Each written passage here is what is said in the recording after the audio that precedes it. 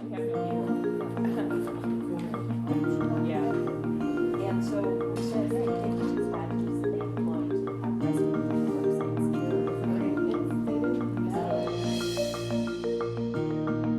websites. Thank you all for coming back to continue talking about family-friendly workplaces. And Giovanna, I'd like to start with you. You headed up the state task force a few years ago on work-life balance.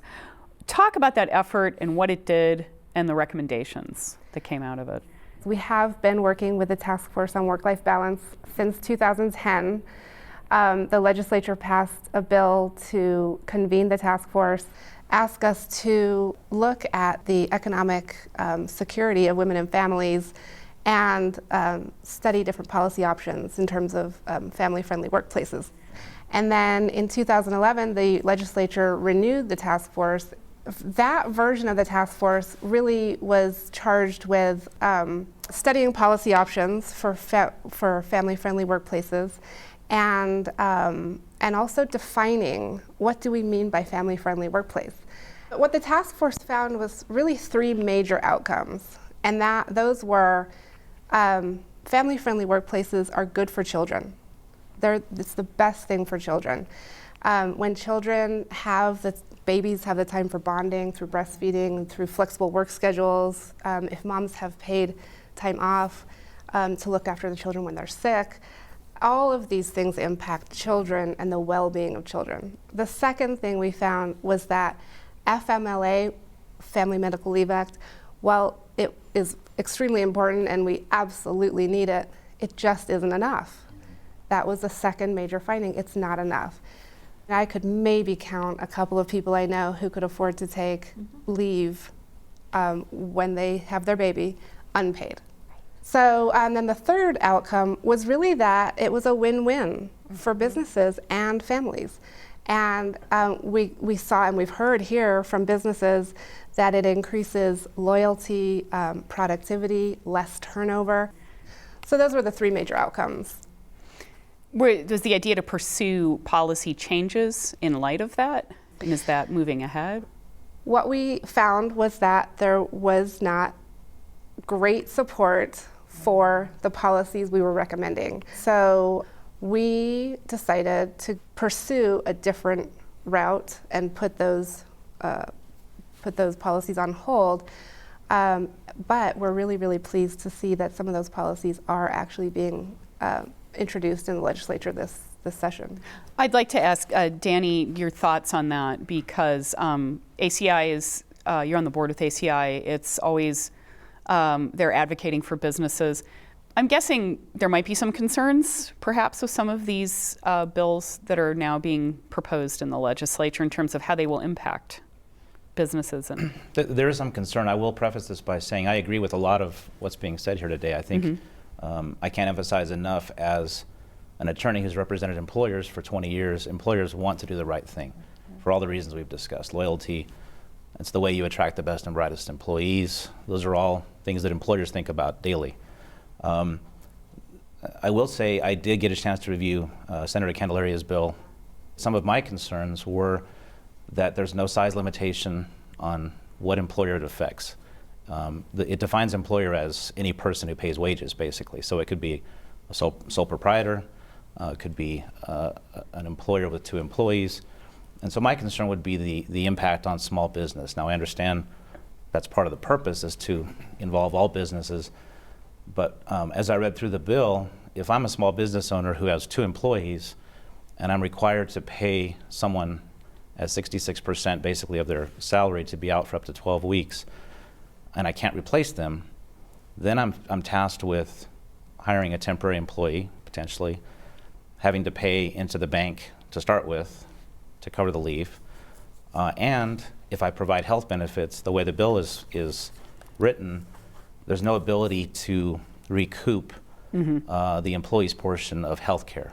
I should specify the bill would basically creates a fund that can be used by workers taking medical leave, and both the employer and the employees pay into it, and then the employees receive about 60% of their average salary. So, right, that's the idea. I have a lot of respect for Senator Candelaria. I think he has great vision. I respect what he's trying to do. I'm just a little concerned about perhaps some unintended consequences with with small businesses in particular. Both the employer and the employee are paying into a fund, so the total burden is not being placed upon the employer. So one of the things that we need to continue to look at is reasonableness. And so we are seeing reasonableness in this piece of legislation, as well as the others that we have talked about. I wanted to ask Councilor Dominguez, San Francisco enacted an ordinance that gives workers a right to request flexible working arrangements to be able to care for family members. One reason they did this is because families were leaving the city. This is not a family-friendly city, apparently. I know Santa Fe is not San Francisco, but I think you guys have faced that a little bit in Santa Fe with the increased housing costs. What do you think about enacting things like that on a metropolitan or county level? I just think that before you just kind of introduce legislation and get the votes that you need to make something like that happen, you have to have a pretty significant educational component behind it, so that people understand what it means in the overall scheme of the success of the community. And so those are things that I think that we definitely need to look at the local level. There are so many unintended consequences potentially that need to be considered. And when legislation happens at the state level, how does it really impact government at the local level? Those are things that we need to understand. Councilor Dominguez was instrumental in encouraging the Santa Fe Chamber to add to its, they give these business awards every year, and now one of the categories they've done for a number of years is family-friendly businesses. Mm-hmm. So I was curious why you wanted to take that approach. It's hard to legislate those sorts of things. What we decided to do, or what I had decided to do, was to work with the Chamber of Commerce to encourage them to come up with some criteria, and I think the criteria can be worked on and it should evolve as time goes, but to come up with a criteria where we can celebrate businesses that are family friendly. Part of the idea was that consumers would then visit those establishments because of that criteria and because of the importance that they give to family friendly outcomes. That's a great segue to go back to Giovanna, because now one of the strategies is you're launching a business recognition awards program. So the Task Force on Work-Life Balance found that instead of doing a lot of legislation and mandating, or in addition to, we also could support and model great business practices by awarding and rewarding and recognizing businesses who are already doing a great job. Mm-hmm. And basically what we did was we organized the policies and the definition of family-friendly workplaces into 4 categories for the criteria for the award. Mm-hmm. And the 4 categories are paid leave, and that would include all the different things that we've been talking about. And then another category is health support, so benefits and things like that, health insurance. And then another one was work schedules, so all the flexibility, the accommodations for pregnant women, maybe a stool at the cashier desk, that kind of thing. And then economic support, so that would be like extra support in terms of asset building, retirement accounts, that kind of thing. So within those 4 broad categories, our awards program, which will be launched this month in February, it will ask businesses to complete a very simple online application that takes less than 5 minutes.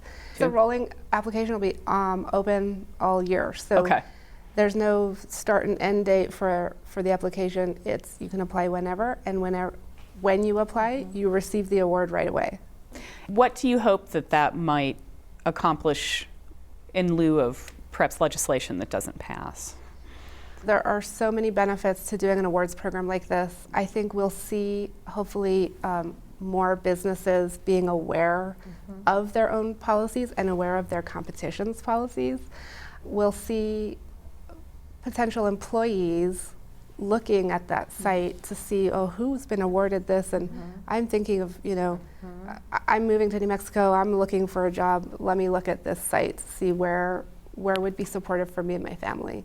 And really the modeling, modeling this kind of behavior is just key. To normalize it. Yeah, to say, look, TLC is doing this, you can do it too, or Southwest Creations has this great program.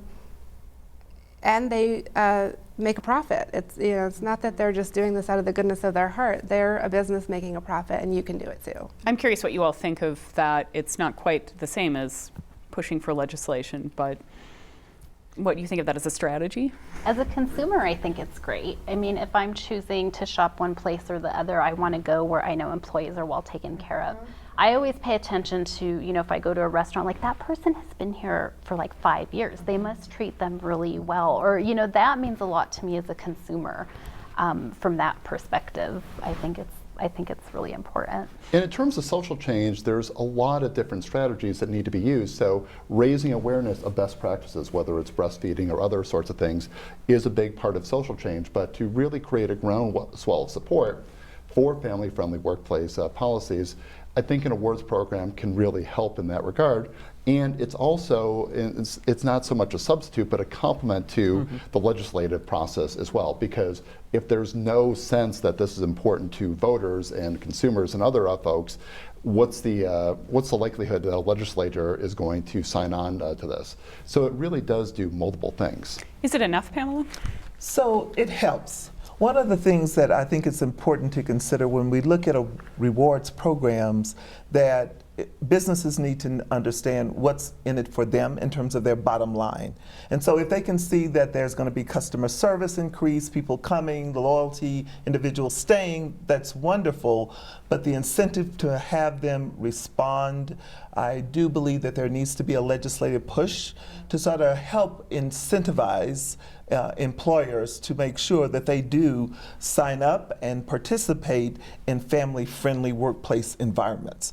I was just struck, Cindy, because you guys did a study with Bieber recently, Business Bureau and Economic Research, about breastfeeding around the state. We have a law now that you have to give accommodation for women who breastfeed, but tell me what that found and what you could do with that information in the context of what we're talking So about. the New Mexico Breastfeeding Task Force partnered with UNM Bieber to conduct a year-long research study, and one arm of that was looking at business practices. So we surveyed 17,000 businesses across New Mexico and really explored their level of knowledge about workplace laws, as well as about strategies that could be employed to make their work sites breastfeeding friendly. Of those that responded to our survey, 95% of businesses were aware of a woman's right to breastfeed in public, right? So at a restaurant, let's say, or in a school environment, right? However, a little bit more than half were aware of the law that protects a woman's right to pump at the workplace. So there's a big discrepancy, in being able to breastfeed in public is one thing, but that protective law that says moms can have a private, clean place to pump, businesses aren't aware of that, nor are they necessarily aware of the strategies that it takes to support a breastfeeding woman in the workplace. Danny, I know as a labor attorney, a lot of your job is informing your clients about laws. Absolutely. So are these efforts, when we're talking about kind of proactive, for lack of a better word, things to encourage you to celebrate what you're doing with business, is that something that's more appealing? It can work really well, and just a couple of points there. One is I want to emphasize that New Mexico Association of Commerce and Industry is truly a statewide organization. So we do face those challenges and opportunities in distinguishing between an employer who might be in a very rural area of the state in a different industry than someone in Albuquerque or Santa Fe. And in terms of just how the business community reacts in general, and from ACI's perspective, incentives are always much more welcome than mandates, certainly, just as a principle. But I can tell you in my own practice, I oftentimes find employers are just not aware of requirements and laws. And oftentimes I tell my clients, I want to get you from calling me and saying, this is what I've done, and to the point where you call me and say, this is what I'm thinking about doing. And so I do a lot of proactive work with business owners, in particular small business owners who don't have an HR department, don't have consultants to work with, and are just really unaware of what the requirements are and things they should be doing or best practices. A woman I met this past weekend, she worked at a large medical lab. Her teenage daughter was suicidal, and the doctors basically said, you need to spend time with your daughter. And her employer apparently wasn't very understanding of that, acknowledging I'm only getting her side of the story, but she was fired, and then they fought her unemployment. She's in desperate financial straits. Her daughter is not doing well. These seem to be the kinds of employers who aren't going to respond maybe to that kind of program or incentive. I think that one of the things that's really important about what you're saying also is if we look at the population of women employed in our state, the great preponderance of those women are in very low income positions. And it is those employers who count on that workforce that are the least likely to do some of these things. And those women struggle with all kinds of challenges, and then they have the additional burden, one like the one you just described. Just to echo what folks have said, it's definitely a two-pronged approach, right? It's not an either or, like incentives versus legislation and mandates. I think we need the full package. And we need a level of public awareness and support to actually have the conversations and change legislators' minds and talk to the business community about how it will really work for them, and it's not just going to take away from their profit. But really we need the groundswell, and this conversation is part of that. I think what I would like to see is more of a conversation among employers that really talks about not just the benefits, but how to do it. There are low cost and no cost ways to do it. And there's businesses that have been doing this for already a while, so we've figured out some of those details. Like when I hear people say that they can't possibly afford paid sick leave, that to me is pretty surprising, and it to me tells me that you need to look at some of the kind of fundamental parts of your business. If you have employees that are getting each other sick and then their kids sick, it's creating some issues around public health, but also just on your bottom line. There are very simple things that we could do to improve the quality of life, but also improve the way we do business here in New Mexico, making us kind of more attractive for other types of business to come to our state. I have a little bit of a novel idea that policymakers sometimes can't grasp, and that is actually empowerment and engagement from the ground up instead of legislating things from the top down. It's hard to do though, because it means that you have to educate the constituency about what it means to them and what it is that they have the power to do. And it takes time, because to reach out to the constituency that could take advantage of these kinds of policies the most are usually working two jobs, don't have the times or even the means sometimes to engage in those kinds of conversations. And that way, it's a movement, if you will, from the ground up instead of legislating things from the top down. I think there's also a role for colleges and universities in the state to do a lot of education and a lot of conversation, as Jessica was pointing out earlier, because that sort of conversation is really important. But I think about my own institution, the Anderson School of Management at UNM, and we're educating and forming the next generation of managers along with New Mexico State and Highlands and a lot of the other business schools. So how are we talking about family-friendly workplaces for the next generation of managers, so that over time there's a sense that, hey, we can do this. There are best practices that are low cost and no cost approaches, but then there's other things that we need to do to think creatively as managers to both accomplish the goals of the organization and help families succeed. So if we don't manage to do these things, what does that mean for our kids and our families? One of the things we talk about in organizations all the time is what's the culture of the organization? And what do we believe about families and our workers? And we have proposed for a long time a concept that we call New Mexico the family state. The best place in the nation for a child to be born, reared, educated, live, work, and grow old. And if we thought about that and putting out that sort of thing, we would address so many problems in New Mexico. Then the next step of that is what we call a family impact analysis. So if people would adopt a family impact analysis, whether you're a scout leader, a church leader, a neighborhood leader, or a business leader, if I said, when I'm doing this, when I'm thinking about this, what impact will that have on families?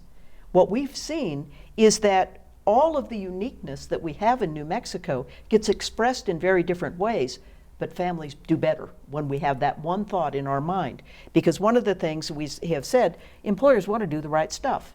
And sometimes they're doing something with no intention at all of hurting families, but they do that. So the knowledge is really a very important thing. And when people know that a half hour of flexibility for a mom in the morning prevents her from having to transport a kid and pay for childcare so they aren't left alone, they do that. But we don't have a culture that says, let's think this way. Family friendly. What would that look like? I think the role in government as well, because the state and municipalities and counties employ so many of our people here in New Mexico, also has a role to play. Susana Martinez did an executive order that provides paid time for employees to go and volunteer in their children's school, for example. Those types of things where the state and universities and other public sector employees can really also play a model role in showing how family-friendly work policies and procedures can work and model for other employers as well is, I think, an important strategy. That's for state employees. And I know Senator Padilla has a bill that would mandate paid time off for parent-teacher conferences. What were you going to say? When we have such a poor state and we don't have family-friendly policies, we just work to keep the poor people poor. And if you implement family-friendly policies, you would see the sort of lowest paid workers being supported. Flora, if you hadn't had Southwest Creations and a place that allowed you to develop in your career and raise your kids in a good environment, what options did you have? Where would things be now? Stay home. To pay daycare for 3 little girls is too much. And for me personally, it's very important the family, like my daughter's education and everything. So probably I stay home. Do you think they'd have gone to college? Yes, for sure, because this is my goal number 1, college. But you wouldn't be a But manager? obviously to be in Southwest Creation was more easy, was more support because we have the flexibility to bring our kids every morning and pick up them. If they are sick, stay home. We have a sick days. So all this for me was awesome, so I'm a blessing person. And Jessica, Flora began as an entry level, like many of your employees 20 years ago. She's now manager. She's running major parts of your company. Yeah, we can't take all the credit for Flora's brilliance and that of her family, but I think, there are some families that they come to us struggling. We have an employee now who came to us. Her 2 sons had dropped out of school, and her daughters had like 20 and 30 absences, and we know the issue of absences in truancy and the impact that it has on education. She came to us and she's working as a seamstress. She was working at a hotel at the time. And now I think her daughter's on the honor roll. Her 2 sons have since returned back to school, so they're in school. She got her GED and is now taking classes at CNM. So and this is in 6 months. Things happened very quickly when that stability was created for this family, and it's intergenerational. I think that's really the important piece. As employers today, it's not 30 years ago where we had the responsibility to provide lifelong employment to our employees. That's just not the way that our economy works anymore. But are we looking at the well-being of the next generation? What is the legacy that I'm going to leave as an employer, as somebody that does business in New Mexico? I think that's the big question. Nice. I can't say it any better than that. I want to thank you all for joining us to talk about this. Thank you. Thank you. Thank you.